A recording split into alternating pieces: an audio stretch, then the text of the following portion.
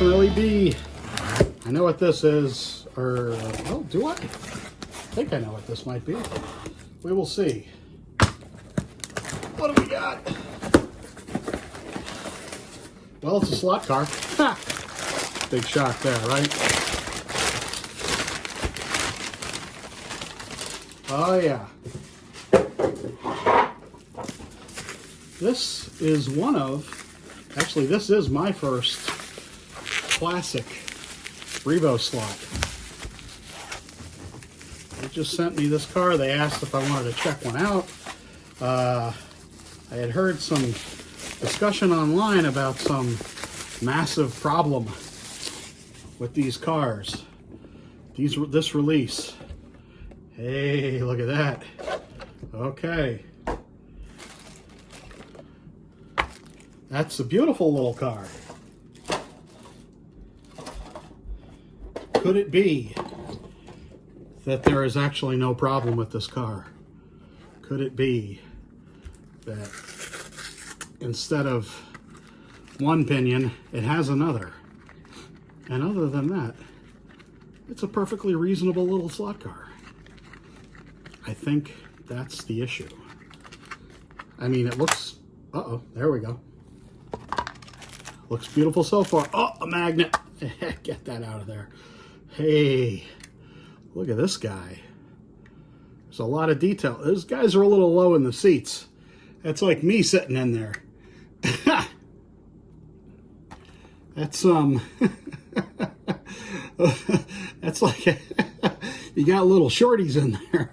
Aside from that, okay, look, before we get it going, I get excited. I gotta slow down a little bit there. What do we got here? We got a 21K motor with 200 grams of downforce, or of torque rather, downforce, at 12 volts. We have really nice looking mini lights on there. We have a beautiful flat black hood. I like that. These drivers are, okay. Anyway, this is a cute little car. I have a feeling this is going to go like crazy around my track with all this grip. Now, let's get this guy going here. You have power. Wrong station. Oh, hey now. Uh-oh. Uh-oh. We got an egg beater. I think we got to do some adjustment. Alrighty, friends. We'll go through this together, shall we? So, taking this apart to adjust the lash on the gear, because it sounds like a bucket of bolts going around.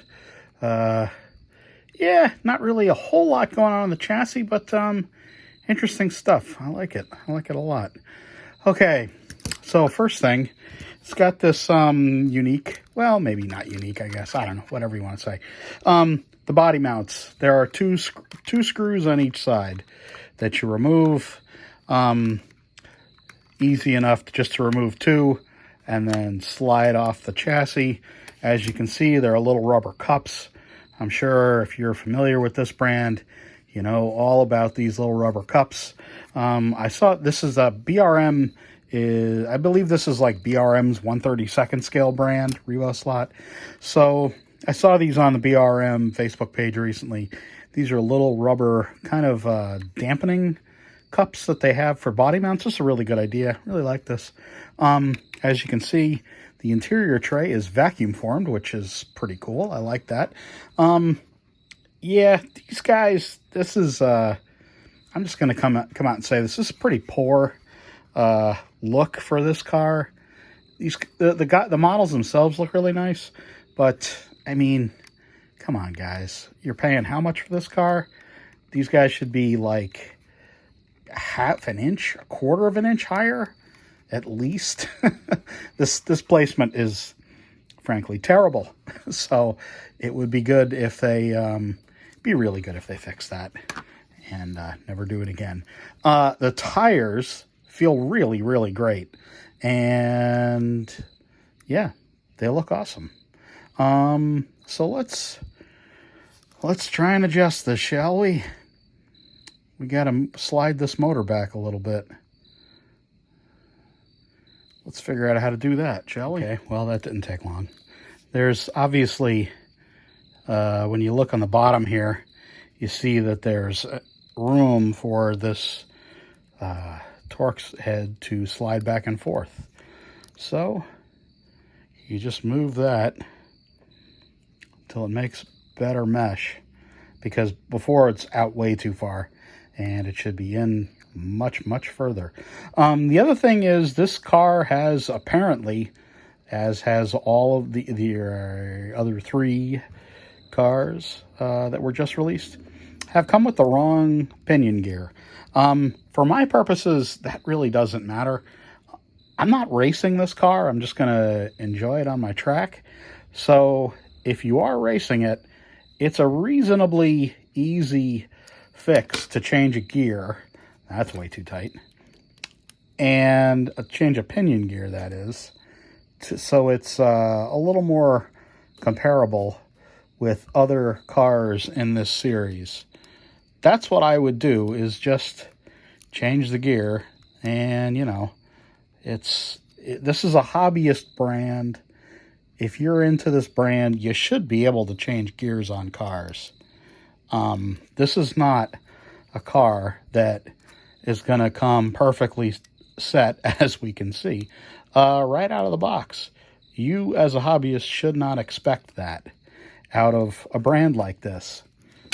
The brand should expect that you are capable of tuning your own car. Most hobbyists, I think, are very capable of this. If you're just someone that likes to collect cars and you're not able to do this, well, frankly, I think you need to learn. Anyway, yeah, some nice basic adjustments on this car. I really like this chassis. I don't really have a lot of experience with RevoSlot. I did not buy this car. This car was sent to me from LEB.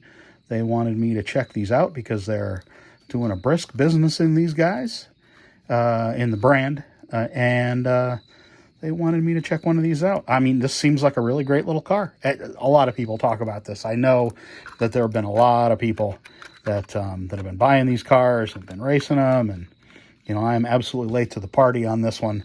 But, yeah, I mean, it seems like a good brand to invest in. I like the design that they got going here with the chassis. That's pretty cool. I like the adjustment. You know, let's make this sure this is a little bit loose.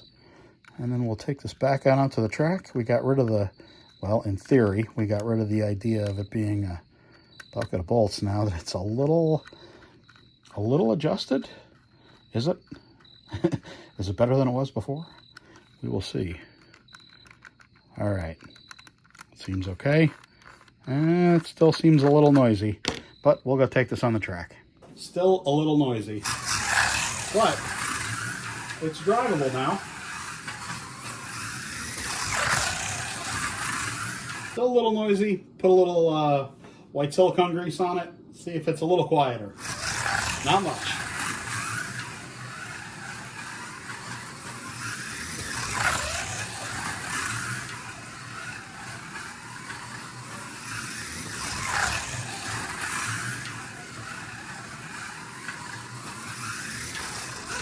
Yeah, I mean, it's a nice looking car.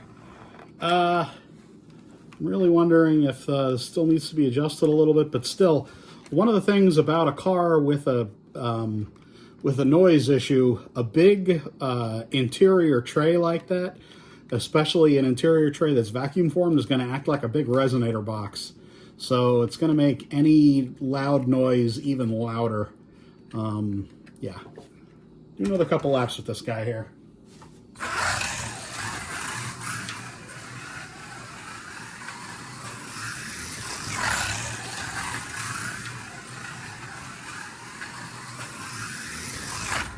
Woo! Yeah, it's a fun car. I don't know. It's what can I say? I mean, it's a fun car. It's sure nice looking. And I really do like the, sorry for the bump there. I really do like the chassis on the thing. I'm sure I need to adjust it a little more, and it might get a little quieter, but I don't know. It's a nice little car. It's cool. Thanks to LEB for sending it to me. It is beautiful, even if it is an Escort. Oh, I had to get that in there. Hello.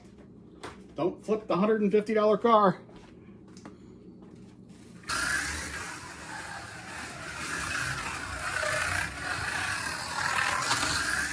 Okay, so the internet saves the day. Like I figured. It definitely did need to have a gear change, because I took off the 12-tooth pinion, put on an SCX Pro 9-tooth pinion, of all things. Popped right on, and boy howdy is this a lot quieter. I just took a couple laps with it around my track, and just the chassis, that is. And yeah, it's a ton quieter. So let's get this guy back on the track and do some more laps with it now with the proper gear.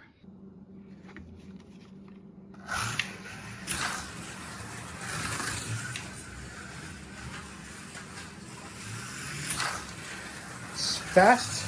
Well, is it fast? It's fast enough. It's fast enough for a classic. This is a good car. I like. It's a lot nicer now that, I'm not gonna lie, it's a lot nicer now that the gear has been changed on it, because wow, it's so much quieter and a ton smoother, as you could hear, as maybe even you could see. These are nice little cars. I mean, I really do hope that that this gear issue is resolved. Really needs to be resolved by the distributor, not by the retailers, unfortunately.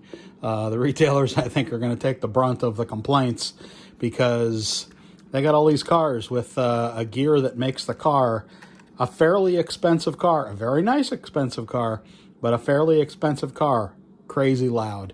And that needs to be fixed. Having said that, these are great. Really, really nice. Like I said, the detail is fantastic. They really need to do something about these interiors, though. These drivers, the driver and the navigator there, they really should not be down that far. Anyway, folks, thanks for watching. Thanks very much to LEB for sending me this car. I really appreciate it.